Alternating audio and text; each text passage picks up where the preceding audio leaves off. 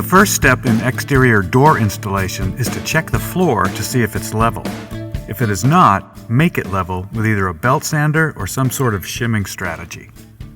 Next, cross-string the opening to see if the walls are aligned. Sometimes one of the bottoms gets moved during construction. In this case, the wall is straight. And while Max winds up his string, John D. quizzes the crowd about sill pans. Are y'all familiar with rigid sill pans? It's like a hard piece of plastic you put in there, and it's meant to divert the water back out. So any water that gets up under the door hits the back or the dam of the sill pan, and it kicks it back around and comes back outside. We'll be basically sealing that sill pan to the threshold and to the bottom leg of the jambs so that no water can get in from that area. He's going up the side jambs about a couple of inches, 3 generous beads all the way across the sill and up the other leg. Right, so... Oh yeah. All right. Looks like it grew there. Right? See, now we can be assured with this rigid sill pan that nothing's going to get through. There's no chance of a leak. Seal the top edge of the sill pan with a bead of sealant. In the video, the opening was flashed by the WRB installers previously, but in animation land, we're going to do it now. Flashing tape should bridge the WRB, wall sheathing, and rough opening. Head flashing overlaps the jamb flashing, and now it's ready to install the door. Almost. One last bead of sealant is applied to the upturned back dam of the sill pan for the threshold to bed into. Now we can install the door. So when you look at this jamb, it's thick on one side, on the exterior side, and it's thin on the inside. Now most guys will just take that thin side where the weather strip is and bury their screws right behind there. The problem with that is you're going through the thinnest part of the door jamb, and obviously there's a chance it may not hold up as well. So we really prefer to go through the thicker meat of the door jamb when we're doing the screws. And that'll always be on the opposite side of the hinges. So whether it's an in-swing door or an out-swing door, doesn't matter. The thick part of this jamb is going to be opposite the hinges.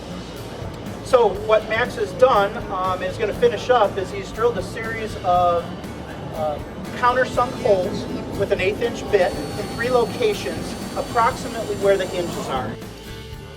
Now the only other thing I would say is just to inspect your door. Your door might be different, it might have a plug in here. If you have a plug, you have to take it out now, otherwise it's really hard to get it out.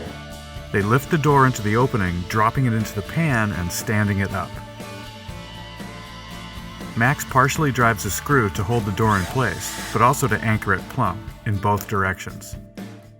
With the door where it should be, he slides the shims in next to the partial screws to snug the door frame into the opening. With the shims in place, Max checks the door for plumb while John checks his notes for jokes. No jokes. And now we're going to screw down the hinge side all the way. So he tightens down the screws, beginning in the middle and then the top and bottom. While you're drilling, He points out to make sure you are drilling with an actual drill and drill. not just making noises with your mouth, Right. that you're still in plumb. That looks pretty good from where I'm at. Oh, good. That's all that matters. Yeah. So now we're going to do the strike jam? Yeah, so we're going to do the strike side jam. And because we have this door was level first, we've leveled our subfloor, and now we've done our hinge side plumb, so the door should open now, and we'll be able to step inside. Because we have the door anchored, we will look for weather stripping compression. Weather stripping compression? Yeah, so this is sounds our complicated. weather stripping here. Right. And on the strike side, we want to make sure that when the door closes, it compresses this weather strip all the way to a proper amount, and that will keep air and water out. What I'm going to do is I'm going to go ahead and back this screw out a little bit from the framing, and that gives me the ability to move this strike side jam now. Okay.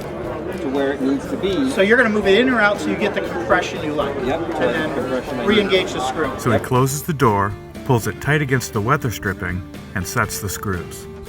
With the jam side done, he runs the 3-inch screw into each hinge to fully anchor the door in the wall.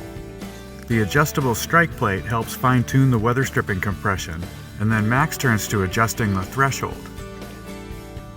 You should be able to pull a dollar bill through the weather stripping at the bottom of the door. but it shouldn't be too snug like this. The screws allow you to adjust the threshold up or down slightly to dial in the tightness.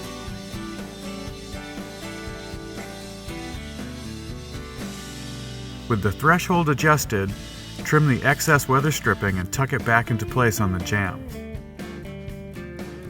The sticky foam gasket is the last piece of the puzzle out here. First, lay a little bead of sealant at the base.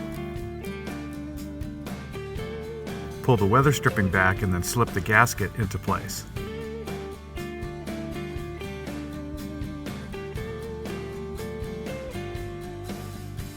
At Pro Tradecraft's demonstration house, we can swivel the wall around to address the inside air sealing.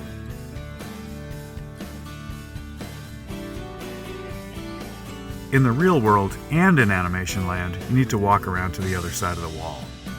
Inside, apply a light bead of spray foam deep into the wall cavity, tight to the exterior trim. It should not need to squeeze out the back like in animation land. Go around the top and both sides. Now, the door is locked tight, airtight, and watertight.